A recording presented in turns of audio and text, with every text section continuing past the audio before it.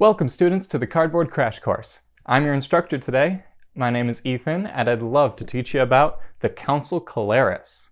This is a faction for the Twilight Imperium 4th edition game that comes from an online print and play called the Codex. This is new as of this year, and I'd love to show you at the end of the video how to get one for yourself. I'm doing a giveaway of one of these, and after that, it's all up to you. Well, let's go ahead and jump right into it. Now here we have the Council Keleres faction sheet. This faction was born of the Council's frustration with the Great Race's inability to select and continue to maintain a powerful, significant leader in the galaxy. The Council broke into the Keleres to provide a militaristic force to enforce the laws and goodwill of the galaxy in the way that they want to. They don't have a specific home planet, which is what I would normally show you next. And I'll explain why in just a minute when I go over the abilities. But let's look at the starting units first. They're going to start off with 2 infantry, 2 carriers, 2 fighters, 1 cruiser, and 1 space dock. This is a pretty safe start. It's a little unfortunate that we don't have 4 infantry in order to explore, but as you'll see, they don't really have an issue maintaining a consistent influx of resources to build more. Their starting technology is a bit strange as well. Instead of starting with specific technology to the faction, they're going to decide on any 2 starting technologies that any other player chose. So you're going to wait to see what everybody else has picked or is given at the beginning of the game, and then you're going to take 2 of those for your own. Now let's go ahead and explain that weird faction ability I was talking about with the home planet. This is the Tribuni. It says, during setup, choose an unplayed faction from among the Mentak, the Excha, and the Argent Flight. Take that faction's home system, command tokens, and control markers. Additionally, take that Keleres hero that responds to that faction. So as we'll see later on when I explain the leaders, the hero isn't specifically their hero that you're taking, it's just a Keleres hero that's themed towards that faction. And we'll look in just a minute. Second up, we have the Council Patronage. This is their first actual ability. It says, replenish your commodities at the start of the strategy phase, then gain 1 trade good. This is that consistent influx of resources I was talking about. Though they don't have very many commodities, only starting with 2, they can sort of booster themselves up without anybody's help. And finally, we have Law's Order. This is kind of a niche ability. It says, you may spend 1 influence at the start of the turn to treat all laws as blank until the end of your turn. You can essentially ignore the laws that the races have put into play. Really nice of the Keleres. Very good. Next up, we have their faction-specific flagship. It's called the Artemiris. It says, other players must spend 2 influence to activate the system that contains this ship. As you'll see, it's also very similar to their mech, the Omniopieris. It says, other players must spend 1 influence to commit ground forces to the planet that contains this unit. There's a bit of confusion on this card, and I'll explain that towards the end section. But as you can see, both of the faction-specific units provide some protection towards the Council. Next up, we have their 2 faction techs. The first one is called IIHQ Modernization. This is an interesting one. It says, you are neighbors with all players that have units or control planets in or adjacent to the Mechatol Rex system.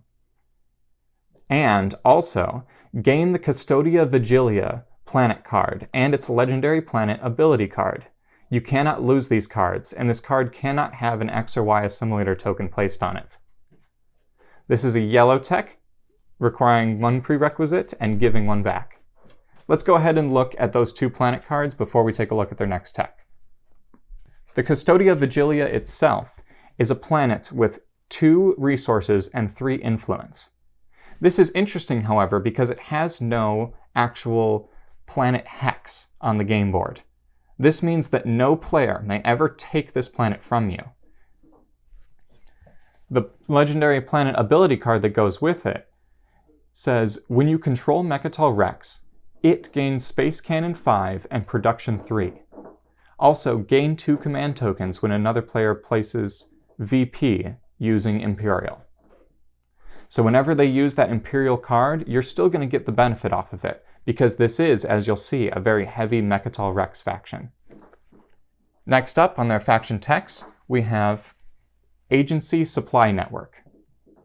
This is a 2 yellow prerequisite and giving 1 back, so you can kind of build right into it.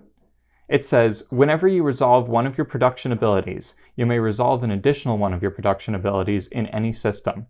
The additional use does not trigger this ability. A pretty good little boost to your forward docks towards Mechatol Rex. Next up, we have the leaders. Now, there's 5 of them, very similar to the Nomad. However, you're only actually going to see 3 of them in each game, as you only have 1 hero at a time. Starting with the Agent, you'll start with this side face up. Xander Alexin Victori III. Provides you at any time, you may exhaust this card to allow any player to spend commodities as if they were trade goods. Remember how I said that they always had a little bit of an economy going on? Well, this definitely helps out. Next up is Sufi Ann. This is funny because it actually is the name of the Mentak commander, or agent rather, meaning she is a double agent for the Keleres. It starts on this side face up, meaning it's locked, but how you unlock it is spending 1 trade good after you play an action card that has a component action. Remember, component actions are cards that have the action header to them. Flipping it over when it's unlocked provides you with the ability, after you perform a component action, you may perform an additional action. So essentially making those little bits free. Not a crazy ability, but you'll definitely see some use out of it. Let's go ahead and take a look at the 3 heroes now. All 3 of them have the same unlock to them, just like every other hero in the game. It says, have 3 scored objectives. There's a little bit of flavor text showing which faction they belong to as well. This one is Harka Leads from the Mentak. It's an action that says, reveal cards from the action card deck until you reveal 3 action cards that have the component action header. Draw those cards and shuffle the rest back into the action card deck. Then purge this card. So you're going to get a little bit of a boost, and alongside that agent, you'll be able to do a very long turn of action cards. Next up, I have Adlin Mir from the Excha. It is Operation Archon. After an agenda is revealed, you may cast up to 6 votes on this agenda. Predict aloud an outcome of this agenda. For each player that votes for another outcome, gain 1 trade good and 1 command token. So it's kind of like a rider that gives you the bonus of a rider, but you can still participate in the actual agenda itself. Really interesting card. Finally, we have Kuasi Aun Jalate. This is a hero from the Argent Flight. It's Overwing Zeta, which means at the start of the round of space combat in a system that contains a planet you control, place your flagship and up to a total of 2 cruisers and/or destroyers from your reinforcements in the active system. Now, although I don't see this ability actually go off very often, the threat of it is very powerful. And finally, of course, we have their faction promissory note. This is Keleres Rider, sort of a control over the agenda phase, just like you would assume the Council has. It says, after an agenda is revealed, you cannot vote on this agenda. Predict aloud an outcome of the agenda, normal Rider stuff. If your prediction is correct, gain 1 action card and 2 trade goods. Then return this card to the Keleres player. This is a fantastic ability, and you should be able to sell this every chance you get. Even if it's just for a trade good or 2, to get that action card and a trade good back, that player is definitely going to buy it off of you. So that's the Council Keleres. They're kind of an interesting faction because they don't actually have any cards that belong directly to them as far as planets or systems go, but they definitely have a personality all to themselves. And let's go ahead and talk about that a little bit further. All right. So, what do I think about the Keleres? Well, I think it has to do a lot with the fact that it's a print-and-play faction. I think they did really well, and Dane, if you ever see this, I congratulate you on the arts and the organization and everything for this faction. I mean, it's incredible. I think they're a little pigeonholed, if I'm honest. Now, let's go ahead and talk about their components one by one here, and I'll get sort of into that in just a bit. So, of course, their flagship and their mech are going to be one of your best resources. Now, I talked about how there's a little bit of confusion with the mech at the moment. That's because, let me read it one more time to you. It says, other players must spend 1 influence to commit ground forces to the planet that contains this unit. Now, each of those units has this ability, not all of those units as a collective. So this is going to trigger 4 separate times if you have 4 mechs on one planet. That's really bad because then they'd have to flip 4 separate planets, even though they might all total up to much greater than 4. Now, this might get eroded, but as it stands right now, this is one of the best ways to protect your planet, other than the extra's ability to just end someone's turn.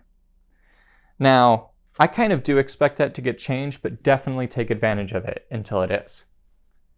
The flagship, on the other hand, 2 influence, just that one-time ability is not too crazy to keep track of, though it is a good way to protect your units in that system. It does have a 7 combat value, shooting twice, with sustained damage and all of that, so it's not a bad investment, especially if you use the Argent hero to produce it without having to spend on it.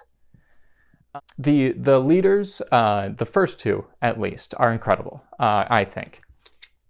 The ability to spend commodities as if it were trade goods, that essentially just means that you're getting 3 trade goods every single turn, with the Law's Order, or rather Council Patronage ability, gaining those trade goods at the start of the strategy phase.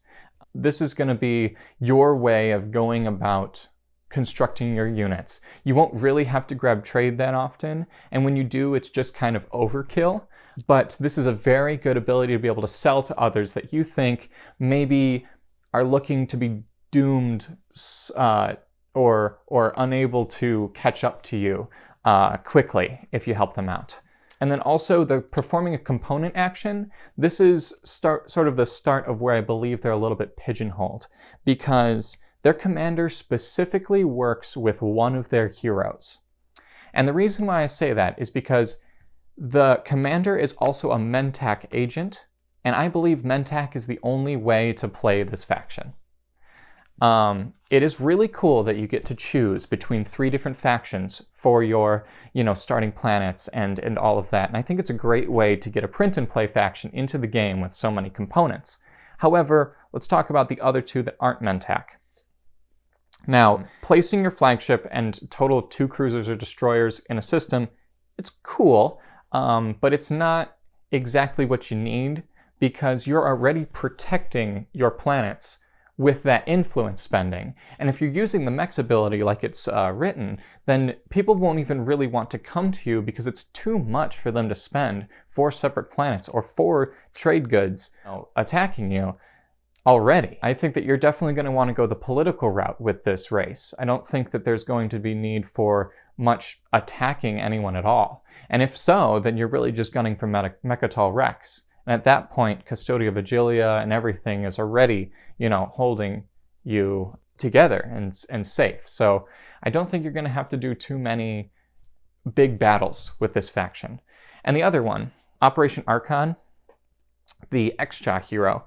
After the agenda is revealed, you can, vote 6 extra times and get a trade good and a command token from everybody who votes differently. That's cool. I would have rather it just been another rider, if I'm honest, and just been a better ability. The fact that they already have a Keleres rider in their promissory note is incredible to sell it, but I think that could have kind of been their theme, is to have riders for everything, and kind of been able to sit back from most of the votes and let the, great races actually vote for those laws and directives, and just been able to kind of sit back and watch them do it. I think that would have been a lot more thematic. But finally, Irwin's Covenant. This is the Mentak hero. This is where I think they really shine. As an action, reveal cards from the top of the deck until you get 3 cards that have component actions. Now, those can be bonuses. I just pretend like I'm grabbing the worst ones, because really what we're looking for here is stalls at the end of the game. You can use your commander along with it. This faction really is using their hero before their commander almost every time, at least from what I've seen. Kind of interesting way of play. So now that we've gotten that out of the way, that their Mentak hero is the best, let's look at their starting planets. You've got a choice between 3. You've got either a 1, 2, or 3 planet system to choose from. Now, almost every single time, if you have the choice, you should go for the single planet, as it's a lot easier to hold down. And guess which one that is? Mentak. The other 2 consist of 3 planets, a 1-1, 0-2, and a 2-0. It's okay. And a 2-3 and a 1-1. It's definitely a lot better, but again, why not just go for the 4-1 and get a little less influence, but a little more resources right off the bat, and be able to fix that 2 infantry problem that you've got. Now, you could go right ahead and build a 3-cost ship alongside 2 infantry and be fixed turn 1. So another win for the Mentak. Now, I don't think the other 2 are bad. If you are more aggressive or you are more political in terms of the agenda phase, then I think that, you'll have fun. However, I don't see any reason to ever play them if I'm not playing the Mentak version. So that's a little disappointing. But the Mentak version, if I just pretend like the others don't exist, is incredibly fun. Let's look at some of our action cards, or strategy cards rather, that they're really going to like. I've chosen 3 because I think that you're pretty much going to be sticking to these early game all the time. Construction is going to get your forward dock out there to be able to use the agency supply network on it. And technology is going to get you the agency supply network as soon as possible. I think that that supply network, the one where it allows you to build out on your forward docks when you build at home or vice versa, is pretty much their go-to ability. They are definitely going to want to get that forward dock as soon as possible, and in order to do that and work out well, the technology strategy card is going to be your second best bet. Construction and technology together is incredible for them. Getting that Custodia Vigilia and, hunkering down near Mechatol Rex to grab it later on, and then use Imperial, which is the third, is really going to benefit you. They struggle late game with command counters because the influx of trade goods slow down, which is why I believe that letting go of Imperial later on and using the fake secondary from Vigilia to get 2 command tokens each turn really is just as good as using Imperial itself, because you have plenty of other ways of going about getting points.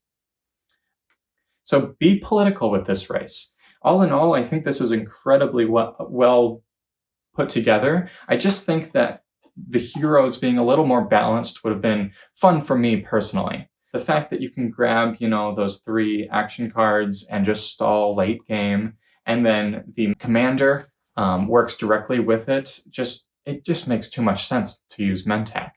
But, play however you want. If it makes you more happy to be political during the agenda phase or to be aggressive during the action phase, go about it. But I'm more of a diplomat and like to, pretend like I'm not doing very much until I grab Mechatol and hold it. And then with that Space Cannon 5 from a Vigilia, you're just going to be doing incredibly well protecting it alongside your mechs. All in all, have fun with this. As far as the giveaway goes, I do have a Discord, which is the link will be in the description. In there will be instructions of how to enter the giveaway. I'm going to be selling it out from a seller from Etsy. I'll also leave their link for anybody who doesn't get the giveaway but still wants to try out the faction. That's how I got mine. I went ahead and laminated the faction sheet, and I was good to go. Everything else feels just like the game cards. So go ahead and join that Discord. I'd love to see a community grow. And I also will leave my TikTok link in the description where I talk about all the games behind me that aren't Twilight Imperium. So without further ado, have a great rest of your day. Pax Magnifica, Bellum Gloriosum.